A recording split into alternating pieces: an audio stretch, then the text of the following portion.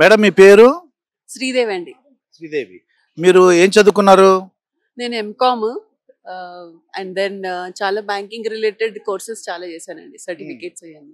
అంటే గవర్నమెంట్ పోస్టులో లేకపోతే ప్రైవేట్ ఏమంటారా? అంటే గవర్నమెంట్ అంటే bank of India, bank of Maharashtra and ఎస్బీఐలో చేశాను. బట్ తర్వాత హెచ్డిఎఫ్సి మేనేజర్, తర్వాత హెచ్ఎస్బిసి, ఇంకా ఇంటర్నేషనల్ బ్యాంక్స్ లోకి వెళ్ళిపోయా. ఓకే ఓకే అండి. అంటే ఇప్పుడు మీరు చిన్నప్పుడు జనరేషన్ అంటే మీరు పెరిగినప్పుడు వాతావరణం ఇప్పుడు వాతావరణం చూస్తుంటే మీకు ఏమనిపిస్తుంది అంటారు? అంటే మేమంటే ఇప్పుడు ఫ్యామిలీలో నలుగురున్నా కూడా ఎప్పుడు కనీసం 10 మంది భోజనాలు వేసేవాళ్ళం, కలిసి ఉండేవాళ్ళం. ఇప్పుడు ఏంటంటే నలుగురున్నా కూడా నలుగురు వేరే వేరే టైంలో తింటున్నారు. దట్స్ పెద్ద డిఫరెన్స్. ఇవాళ రేపు ఏ ఫ్యామిలీలో అన్నా చూస్తున్నాం మనం. మోనోటనస్ లైఫ్కి వెళ్ళిపోతున్నారు. సింగిల్గా ఉండడం, న్యూక్లియర్ ఫ్యామిలీస్, ఎంతసేపు ఒక మొబైల్ పట్టుకొని ఒక్కళ్ళు కూర్చోవడం, నలుగురితో మాట్లాడరు, పక్కింటి వాళ్ళు ఎవరో తెలియదు. నలుగురితో కలిస్తే ఎంత ఆనందంగా ఉంటుందో అది ఆల్మోస్ట్ ఎక్స్టింగ్విష్ అయిపోతుందండి, ఎవరికి తెలియట్లేదు. ఆ టైంలో మీకు నాకు తెలియదు ఎక్స్పెక్టేషన్ అంటే మీకు ఇలా జీవితంలో ఇలా ఎదగాలి, ఇంత డబ్బులు సంపాదించాలి అలా ఉందంటారా అప్పుడు?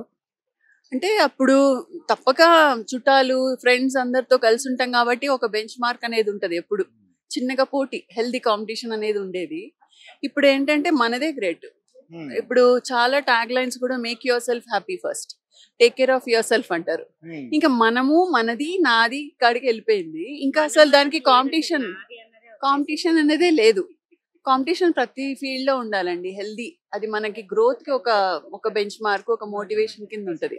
కాబట్టి కలిసి ఉంటే మనకి ఇది అవ్వాలి, ఇది సాధించాలి, వాళ్ళు అలా చేస్తున్నారు నాలెడ్జ్ కూడా పెరుగుద్ది. లేదా బావిలో కప్ప మాదిరి మనకి మందే ప్రపంచం, మందే గ్రేట్ అన్నట్టు అక్కడికే ఉండిపోతాం. అండ్ లాంగ్ రన్ లో అది డిప్రెషన్ కి కూడా లీడ్ చేస్తుంది. ఇప్పుడు అందుకే ఎన్ని సైకలాజికల్ కౌన్సిలర్స్ వీళ్ళందరూ ఎందుకు వస్తున్నారంటే ఫ్యామిలీ ట్రెడిషన్స్ టోటల్లీ మారిపోయాయి. మనం ఇదివరకు అందరం కలిసి ఎంత ఆనందంగా హ్యాపీగా ఉండేవాళ్ళమో అది చాలా రేర్గా ఉంటుంది. ఇప్పుడు అంటే డబ్బులో సంతోషం ఉందంటారా? డబ్బు ఉంటే సంతోషంగా ఉండొచ్చా? డబ్బు ఉంటే లగ్జరీ ఉంటదండి, సోషల్లీ కొంచెం రెస్పెక్ట్ ఉంటది. కానీ ఒట్టి డబ్బుండి మనుషులు లేరు అనుకోండి, మనం అది చెప్పుకోవాలి, నేను ఈ నెక్లెస్ కొనుక్కున్నాను, ఈ చీర కొనుక్కున్నాను అని. అదే 10 మందిలో ఉంటూ డబ్బు ఉందనుకోండి, ఆటోమేటిక్ గా రెస్పెక్ట్ అది ఉంటది. ఒట్టి డబ్బు సంతోషం ఆనందం తెస్తుందని నేను అనుకోనండి. ఇప్పుడు మీ హస్బెండ్ మీ మ్యారేజ్ అయిన టైము, ఇప్పుడు మ్యారేజ్ అయిన టైం చూస్తుంటే ఇప్పుడు విడాకులు ఎక్కువైపోయినండి. ఇప్పుడు మీ టైంలో ఏంటంటే చక్కగా ఏంటంటే 100 వీళ్ళకి 60 ఏళ్ళు ఏంటి మ్యారేజ్ 60 ఏళ్ళు చేసుకోవాలి, వీళ్ళు పార్వతీ పరమేశ్వర్ లాగా ఉండేవారు అనేవారు. ఇప్పుడు జనరేషన్ అసలు అప్పుడు ఎలా ఉండేది అంటారు? అప్పుడు వైఫ్ అండ్ హస్బెండ్ రిలేషన్ ఎలా ఉండేది, ఇప్పుడు ఎలా ఉందంటారు? ఒక ఇంగ్లీష్ లో ఒక ప్రవర్బ్ ఉందండి, ఇగ్నరెన్స్ ఈజ్ అ బ్లిస్ అని.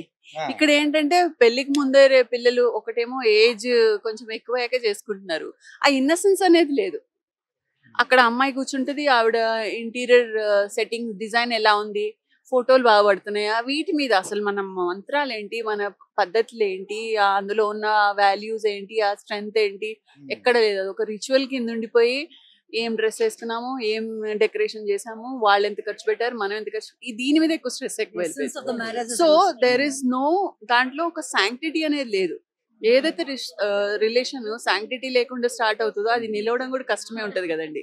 శ్రీదేవి గారు మేడం, ఇప్పుడు మీ హస్బెండ్ అనుకోండి, మీ మాట ఆయన వింటారా, ఆయన మాట మీరు వింటారా? పరిస్థితులు బట్టండి. ఇప్పుడు మన ఫీల్డ్ అనుకోండి, మంది వింటారు. ఒక చిన్న ఎగ్జాంపుల్ చెప్తాను. మేమిద్దరం జాబ్ చేసేవాళ్ళం అండి. ఇద్దరము ఒక కష్టపడి ఒక స్థాయికి వచ్చిన వాళ్ళం. సో ఆ రోజుల్లో మేము 89లో మ్యారేజ్ అయింది. సో మా ఇద్దరికి ఒక ఫైనాన్షియల్ ఫ్రీడమ్ ఎవరి కాళ్ళకి ఉండాలని ఉండేది. అయితే మేము ఏమనుకునే వాళ్ళం అంటే 500 రూపీస్ లోపు ఏదైనా ఎవరి ఇష్టం అంటే వాళ్ళు చేసుకోవచ్చు. 500 ఖర్చు పెడితే ఒకళ్ళనొకళ్ళు అడగాలి. So there is some mathematical equation అండి. మనం ఇమోషనల్ ఈక్వేషన్స్ చెప్పాలంటే పెద్ద ఎక్స్ప్లెనేషన్ ఉంటుంది. మ్యాథ్స్ చూడండి, 2+2 = 4 అంటాం. అది ఏ లాంగ్వేజ్ లోనే అంతే ఉంటుంది. సేమ్ వే ఇప్పుడు 500 అనేది ఒక మ్యాథ్ లెక్క మాది. అది దాటిందంటే ఒకళ్ళనొకళ్ళు పరస్పరంగా మాట్లాడుకోవాలి, ఆలోచించాలి, డిసైడ్ చేయాలనుకునేది పెట్టుకున్నాం. ఆ 500 మెల్లగా 1,00,000 అలా అలా పెరుగుతూ వచ్చింది. కానీ మా ఇమోషన్ అనేది ఇట్ ఇస్ స్టిల్ దేర్. కాబట్టి ఇద్దరం కలిసి చాలా డెసిషన్స్ తీసుకుంటాం. అంటే 500 రూపాయల వరకు ఫ్రీడమ్ ఉంది, మీరు ఎవరిని అడగక్కల్లా. 500 దాటి పడితే పర్మిషన్. ఇది ఇప్పుడు కాదండి, 80s లో 90s లో.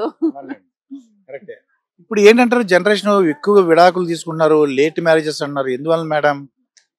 అంటే ఫస్ట్ ఈ కలిసి ఉండాలనే ఫీలింగే మనం తీసేసాం కదండి వాళ్ళకి. మన గేమ్స్ కూడా చూడండి, ఇది వరకు తొక్కుడు బిళ్ళ ఆడేవాళ్ళం. ఇంకా వేరే ఏ గేమ్స్ అయినా అవుట్డోర్ గేమ్స్ లో నలుగురు పిల్లలు ఉంటేనే బాగుండేది సరదా. ఇప్పుడు అన్ని మన video games. You don't want another person. అది కాంపిటీషన్ అయిపోద్ది, డిస్ట్రాక్షన్. ఒక్కలే ఒక్కలే ఒక్కలే ఒక్కలే అని ఎంత డామినేషన్ అయిపోయిందంటే ఇంకా వెడ్డింగ్ లో కూడా నా space, you don't get in to my space and your space అంటుంటారు. సో ప్రతి ఒక్కరికి ఒక బౌండరీస్ వేసి కూర్చున్నారండి. దానివల్ల ఎవరు ఒకరికొకరికి అంత క్లోజ్ అవ్వట్లేదు, ఉండట్లేదు కదా ఎక్కువ రోజులు. అంటే భార్యాభర్తలు కలిసి ఉండాలంటే ఇంకా ఏం చేస్తే బాగుంటుంటారు ఇప్పుడున్న జనరేషన్? వాళ్ళ వీక్నెసెస్ తెలుసుకుని వాటిని ఓవర్లుక్ చేయాలండి. కొంచెం ఫర్గివింగ్ అనేది ఎక్కువ నేర్చుకోవాలి, క్షమించడం అనేది. ఆయన ఏ పరిస్థితుల్లో అలా చేశాడో అనుకుని మనం కొంచెం అది ఆ కోపాన్ని, ఆ ఆవేశాన్ని దిగమింగితే నెక్స్ట్ మినిట్ మనకే అనిపిస్తుంది చిన్నదానికి ఇంతెందుకు రియాక్ట్ అయ్యాం మనం అనవసరంగా అనేసి. అండ్ అడ్జస్ట్మెంట్ అనేది మన ఓన్ అన్నదమ్ములు కానీ అక్క చెల్లెలతో చేసుకోవాల్సి వస్తుంది.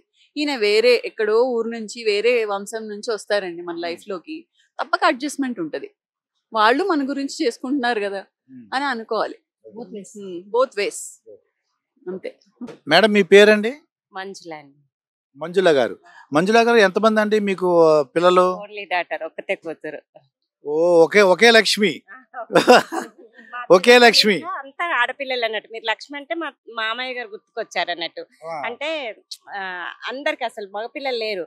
మా ఇంటికి ఇంకో లక్ష్మి వచ్చింది, ఇంకో లక్ష్మి వచ్చింది అని చెప్పుకునేవారు మా మామయ్య. అసలు ఏ రోజు అబ్బాయిలు లేరు అని ఎప్పుడు కోడలని ఇవన్నీ ఏం అనకపోయేవారు. అసలు ఆడపిల్లలు అంటే అంత ఇష్టం.